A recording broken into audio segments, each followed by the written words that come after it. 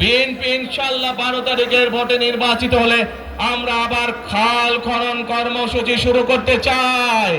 প্রিয় ভাই বোনেরা, আমরা সারা বাংলাদেশের কৃষক ভাইদের পাশে দাঁড়াতে চাই।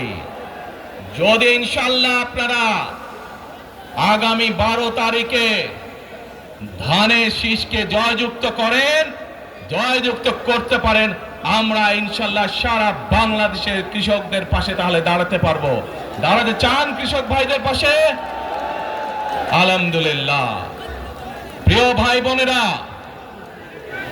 আমরা দেখেছি শহীদ রাষ্ট্রপতি জিয়াউর রহমানের সময় কিভাবে খাল খনন করা হয়েছিল সারা বাংলাদেশে, এবং সেই খাল খনন করার মাধ্যমে কৃষকদের সেচ সুবিধা সহ মানুষের পানির সমস্যার সমাধান হয়েছিল। জানেন আপনারা এটা? খাল খনন নিয়ে কে কে জানেন?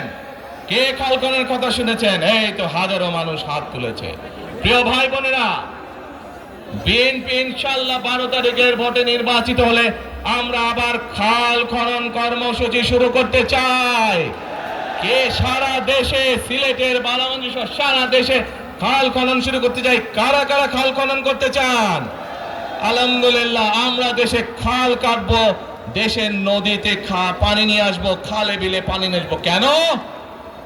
আপনাদের মনে আছে কয়েক বছর আগে কিভাবে ওই পাশ থেকে পানি ছেড়ে দেওয়া হয়েছিল, সারা সিলেট শহর ভেসে গিয়েছিল বন্যার পানিতে, মনে আছে?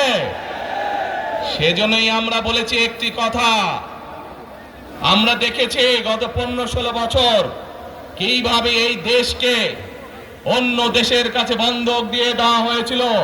সেজন্যই আমি বলেছি, দিল্লি নয়, পিন্ডি নয়, অন্য কোন দেশ, সবার আগে